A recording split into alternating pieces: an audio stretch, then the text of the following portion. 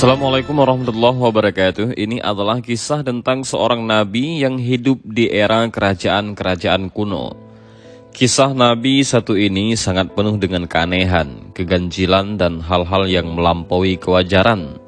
Dan kita yang mendengar kisahnya, ini sungguh di luar nalar manusia. Tapi ini menjadi menarik untuk dibahas karena tokoh nabi yang akan dikisahkan kali ini, walaupun sudah 70 kali dilakukan pembunuhan terhadapnya dengan cara yang berbeda-beda, tapi beliau tidak meninggal dunia dan selalu hidup kembali. Dan untuk itu, video ini kita akan membahas tentang kisah Nabi yang dibunuh sebanyak 70 kali. Kisah tentang Nabi yang sangat jarang diceritakan ini diangkat dari riwayat Imam At-Tabari. Terdapat khilaf dari para ulama, ada yang mengatakan beliau adalah seorang nabi, ada pula yang mengatakan beliau adalah seorang waliullah yang karomahnya atau kesaktiannya seakan setara dengan nabi-nabi utusan Allah Subhanahu wa Ta'ala. Tokoh kita kali ini bernama Jerjis atau biasa dipanggil dengan Nabi Jerjis. Nabi Jerjis diperkirakan hidup di kisaran abad ketiga atau 4 Masehi. Beliau diutus di antara Nabi Isa dan Nabi Muhammad SAW. Nama Jerjis jika dalam bahasa barat akan menjadi George. Nasabnya adalah Jerjis bin Kulhin. Menurut sejarah yang tercatat, Jerjis berasal dari Yunani. Artinya beliau adalah orang Eropa. Ia sesuai dengan namanya George, biasanya itu adalah nama orang barat. Nabi Jerjis diutus kepada suatu kaum penyembah berhala. Tapi bedanya, kaum ini menjadi penyembah berhala karena di bawah ancaman seorang raja zalim. Raja ini dikisahkan bernama Darian, dan Raja Darian ini membuat 70 berhala yang diletakkan di dalam istananya untuk disembah orang-orang. Tepat di depan istana raja ini, ada semacam galian tanah yang cukup luas dan tidak seberapa dalam. Di galian tanah itu dibakarlah kayu-kayu hingga menjadi bara api. Rakyatnya saat itu yang tak mau menyembah berhala akan dilempar ke dalam lubang api tersebut. Sang raja memaksa jika ada satu orang saja yang tidak mau ikut menyembah berhala, maka dia harus dihukum mati. Entah dilempar ke lubang api itu ataukah dengan metode penyiksaan yang lain. Jadi, dari 70 patung berhala yang entah terbuat dari batu atau kayu itu, ada berhala yang paling besar yang mereka beri nama dengan Avalon.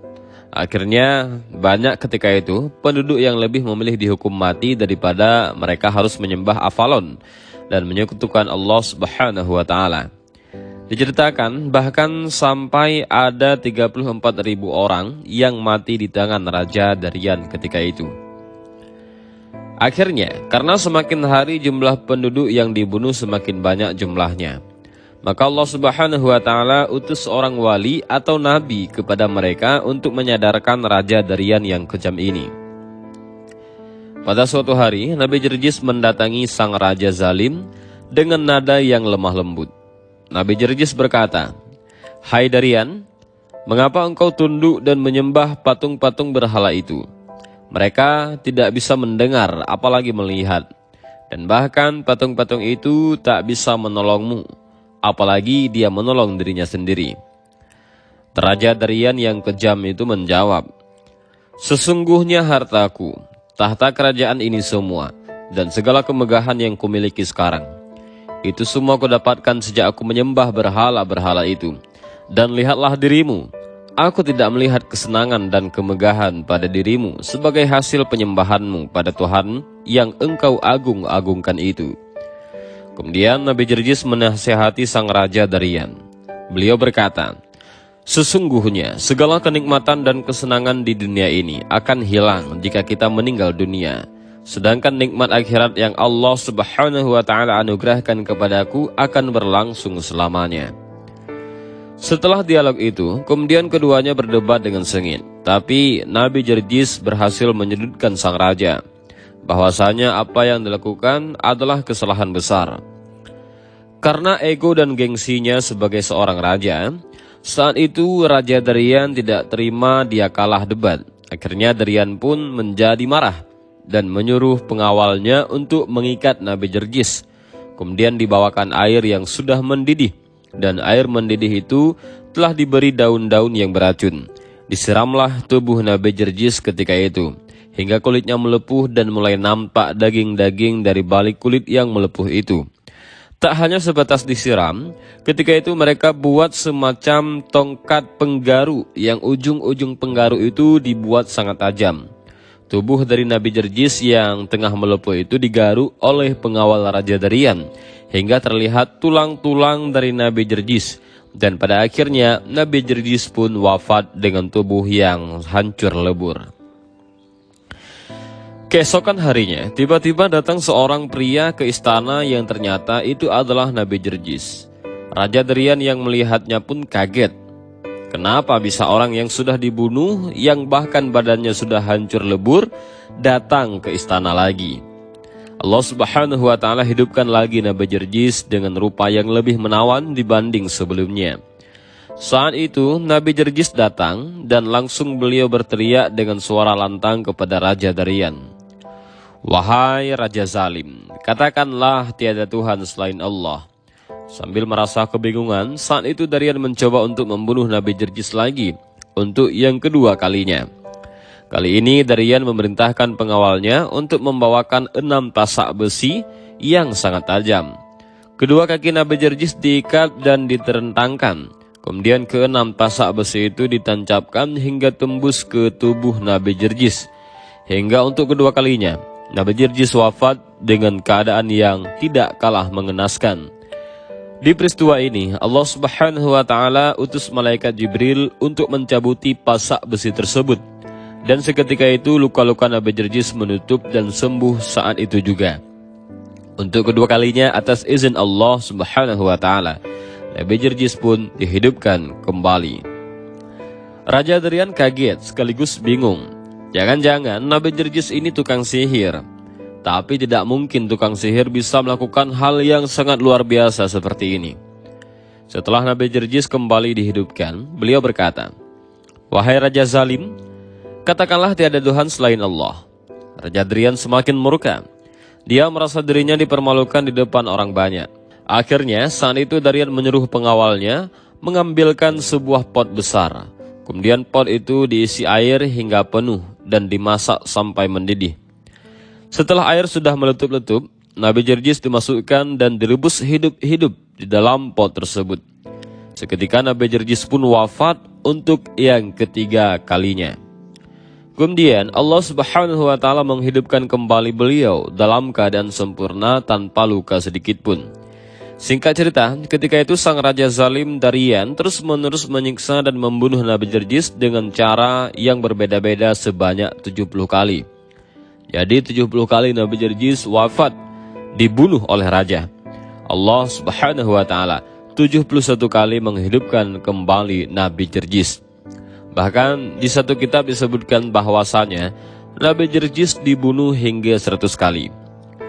Pada akhirnya habislah akal Darian. Entah mau dibunuh dengan metode apa lagi biar Nabi Jerjis ini mati dan tidak hidup lagi.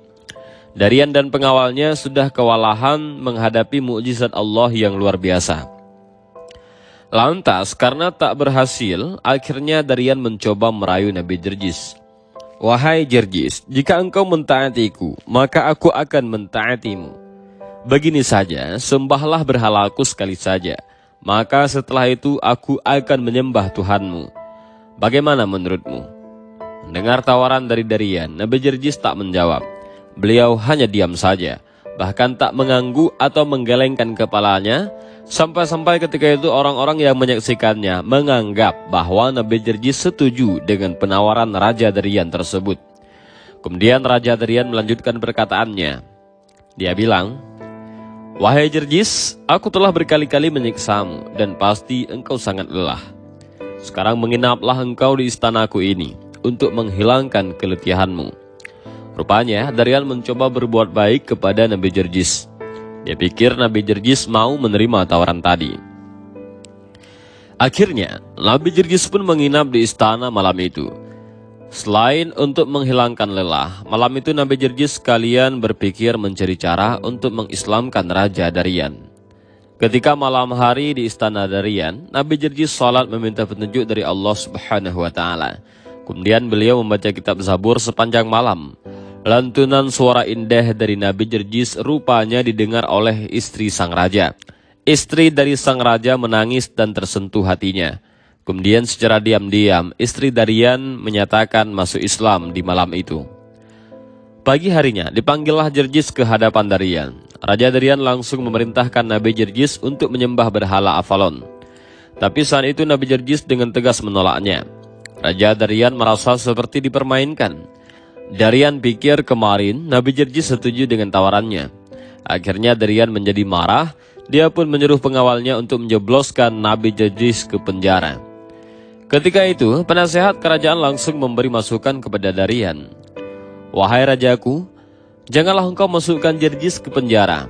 Ditakutkan di penjara nanti dia menghasut tahanan-tahanan lain dan bisa berujung pada penyerangan kepada pihak kerajaan.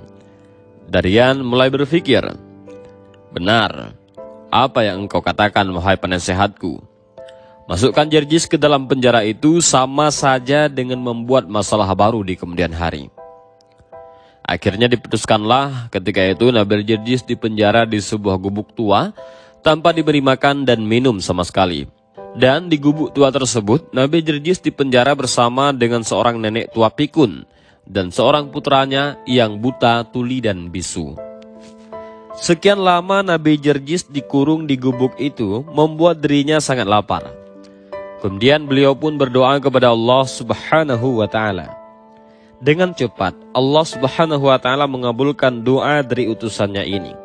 Tiba-tiba tiang penopang gubuk tersebut berubah menjadi hijau dan langsung mengeluarkan buah. Akhirnya mereka bertiga pun makan buah dari pohon ini sampai mereka semuanya kenyang. Sang nenek yang melihat doa dari Nabi Jerjis ini cepat diijabah.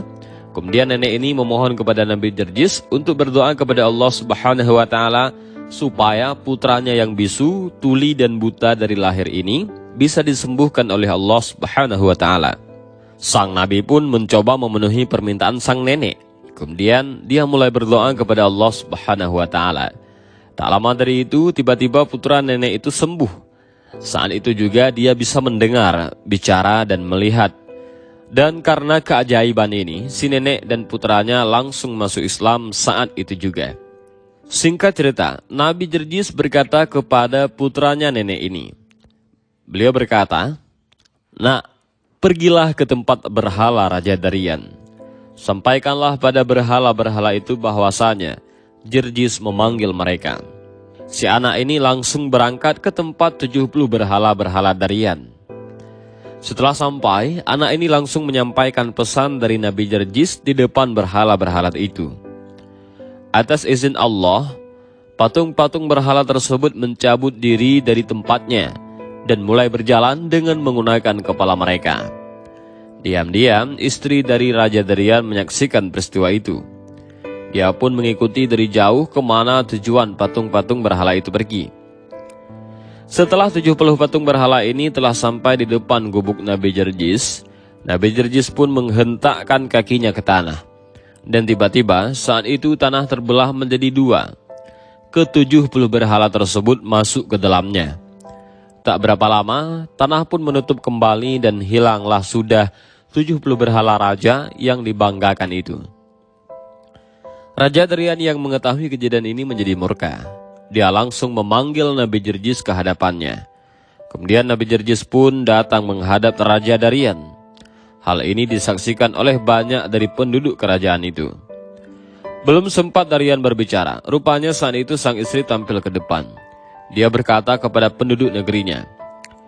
Istrinya berkata, "Wahai penduduk negeriku, sayangilah jiwa-jiwa kalian, dan segeralah kalian masuk Islam. Karena sesungguhnya Jerjis adalah seorang nabi yang Allah utus untuk kita." Raja Darian menjadi tambah marah mendengar apa yang dikatakan istrinya tersebut. Kemudian Darian berkata kepada istrinya itu, "Wahai istriku, sungguh aku telah 70 tahun lamanya melihat banyak sekali mukjizat dan keajaiban. Tapi aku tidak pernah masuk Islam. Namun, kenapa engkau masuk Islam? Hanya karena melihat satu mukjizat saja." Istri dari Darian berkata dan menjawab, Celakalah engkau wahai suamiku, yang demikian itu semata-mata karena kedurjanaan dan kezalimanmu belaka. Itulah kemalanganmu, sedangkan bagiku, ini adalah keberuntunganku. Setelah istrinya mengatakan hal tersebut, kemudian Daryan menyuruh pengawalnya untuk membunuh istrinya tersebut dengan cara yang kejam. Akhirnya, wafatlah sang istri raja pada saat itu. Di akhir kisah, pada suatu hari Nabi Jerjis berdoa kepada Allah Subhanahu wa Ta'ala, "Ya Allah ya Rabb, hamba sudah 70 tahun menanggung siksaan kaum kafir, dan hamba saat ini sudah tua dan kehilangan banyak tenaga. Maka anugerahilah hamba mati syahid." Tak lama dari Nabi Jerjis berdoa, beliau melihat nyala api turun dari langit kepada para pasukan kerajaan. Bersamaan dengan itu, orang-orang kafir itu mengangkat pedangnya kemudian membunuh Nabi Jerjis. Di peristiwa itulah Nabi Jerjis diwafatkan Allah Subhanahu wa Ta'ala dalam keadaan syahid dan tidak dihidupkan lagi sesuai dengan doanya. Tak lama setelah Nabi Jerjis mati syahid, dikisahkan Daryan pun ketika itu mati ditelan api. Jika kita melihat kepada tahun Nabi Jerjis ini hidup, berarti beliau diutus setelah Nabi Isa dan sebelum Nabi Muhammad SAW. Padahal banyak ulama juga yang berpendapat antara Nabi Isa ke Nabi Muhammad SAW itu tidak ada Nabi yang diutus. Kira-kira selama 500 tahunan setelah Nabi Isa diangkat ke langit itu, tidak ada lagi Nabi selain Nabi Muhammad SAW. Lalu mengapa kisah ini ada di riwayat Imam At-Tabari? Itu bukan berarti karena Imam At-Tabari tidak mengetahui kebatilan sebuah riwayat. Bukan pula beliau tukang dongeng, melainkan memang begitulah metode Imam At-Tabari ini. Beliau memaparkan seluruh riwayat di kitabnya, lalu menyerahkan kepada para pendengar ataupun para pembaca kitabnya. Terkait kebenaran kisah itu, baik melalui disiplin ilmu hadis, akal sehat, ataupun faktor lainnya. Jika Jerjis adalah seorang nabi, tentu kita akan imani. Namun masalahnya, beliau hidup di antara Nabi Isa dan Nabi Muhammad SAW. Sebuah masa jeda di mana peradaban sedang mengalami fase transisi melalui perang, wabah, bencana alam, dan kesyirikan yang kembali ramai. Masa di mana tak ada nabi di antara Nabi Isa dan Rasulullah Muhammad SAW. Jadi bagi kalian yang ingin percaya dengan kisah ini ya silahkan saja. Tapi perlu diingat tidak ada nabi antara Nabi Isa sampai dengan diangkatnya Nabi Muhammad SAW. Tapi dari kisah ini kita bisa mengambil beberapa pelajaran dan hikmah. Juga mudah-mudahan video tentang kisah Nabi yang dibunuh sebanyak 70 kali ini memberi kita manfaat, dan juga mudah-mudahan video ini bermanfaat. Allahu a'lam bishawab. Assalamualaikum warahmatullahi wabarakatuh.